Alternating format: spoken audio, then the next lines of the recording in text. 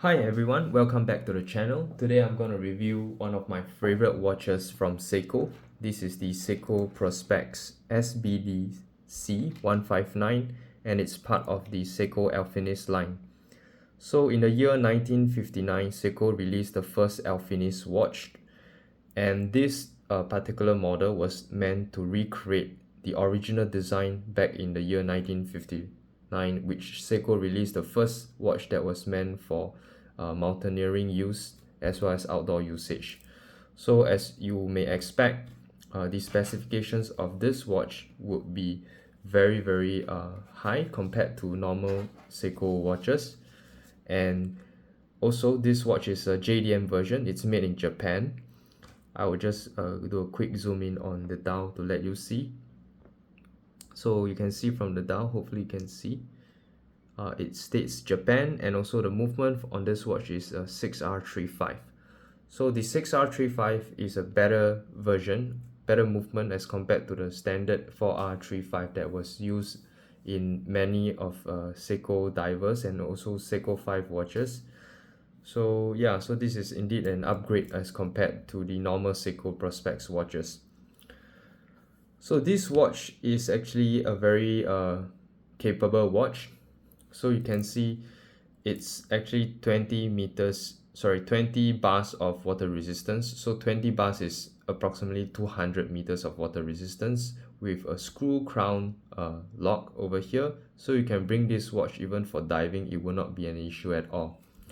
So this watch also comes with, like I mentioned previously, the 6R35 movement, which is a more advanced movement as compared to the standard 4R35. The difference between the 6R and 4R movements is that for the 6R35 movements, the power reserve on this watch would be longer at 70 to 72 hours as compared to the 4R35 at approximately 41 hours of power reserve. So meaning to say that this watch you can leave it over the weekends fully charged, and on Monday you can still wear it and it's still ticking. So that's the good thing for having, you know, a power reserve that's longer. And in addition to that, this watch uses a sapphire glass as compared to the standard mineral glass that Seiko has been using for a lot of their Seiko 5 and even some of the dive watches. They are still using mineral glass, whereas for this watch they actually do not skim on the glass, they use a sapphire glass. The only disadvantage for this is that it seems that the anti-reflective properties doesn't seem to be very good, because I can see there's still a lot of reflections on the light. So that could be a major, or rather a minor issue that you may have on this watch. Okay, so coming to the case size of this watch, one of my favorite things about this watch is that it actually comes in a pretty small case size at 38mm, so it fits my smaller wrist of approximately 6¼ inches. So later on I'll show you guys how this watch looks like on my wrist, but for now just know that it's 38mm in diameter, and I'll just do a quick check for you guys right now. So without the crown it's 38mm, and it also features a lug width of about, let me check, 19mm. So the lug width is 19. I would very much prefer it to be a standard sizing like the 20 or even 22, but unfortunately it's at 19, so you have a more limited strap sizes for 19mm. This watch also has a lug to lug distance of approximately 46mm and a thickness of about 13mm. So it's a bit it's quite a thick watch. I presume it's because of the high water resistance, so the watch is constructed in a way whereby it's a bit more thick as compared to normal watches. So turning to the case back, you can see the very beautiful 4R36 movement with the Seiko sign roto here. So very beautiful movement housed in this screw lock case back. So this watch is also magnetic resistance, so it's quite a hardy watch. All right, it's quite a tough watch. You can wear this in most situations and you wouldn't be too worried about it. So it's features a magnetic resistance on this 6R35 movement. So the bracelet on this watch is quite well made as well. It's mainly a brushed finish with a mute clasp. The only small complaint that I have about this watch bracelet is that it uses a pin and collar system, something that I really don't really like for pin and collar system. I find it a real hassle to adjust.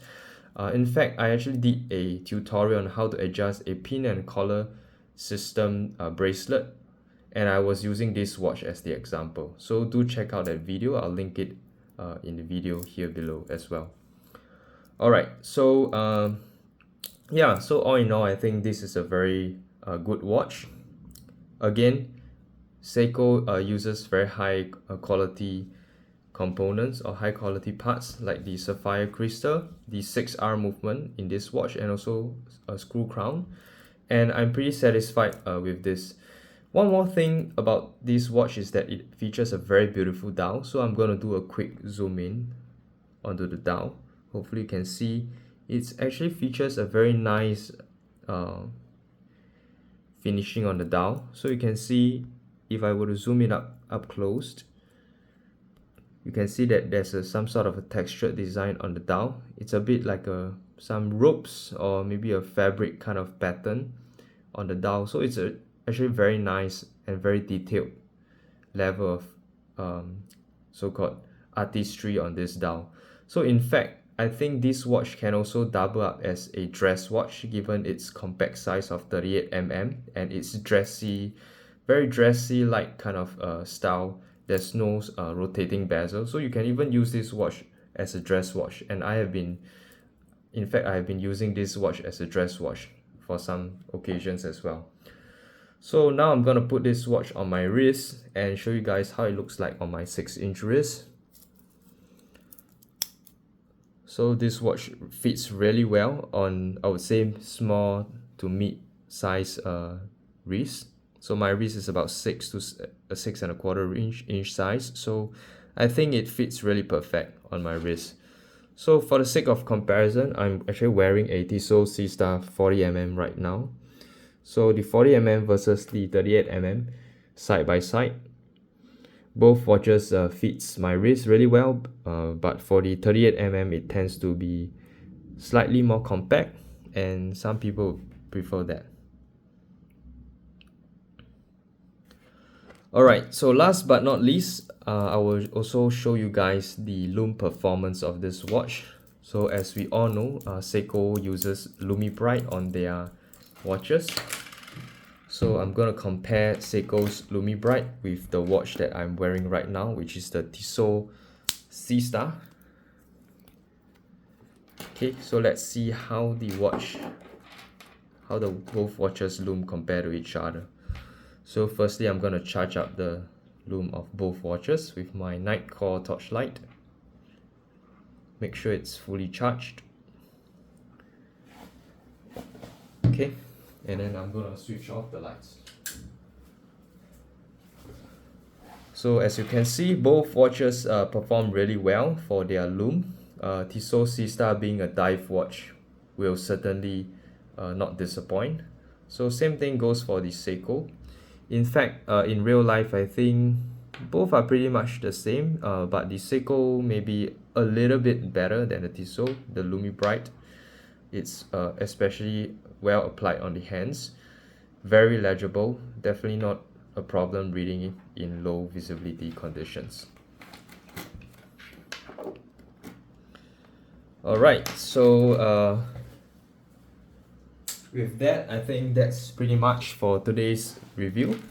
Again, this is the Seiko Alphinist, model number SBDC159, one of my favorite watches from Seiko. I think Seiko has really done really well on this watch, and I hope to see more good watches by Seiko in the near future. Alright, so with that, I've come to the end of the video review. If you like this video review, do like, share and subscribe, or even drop a comment down in this video comments box down below, and I'll see you guys in the next video. Take care and goodbye.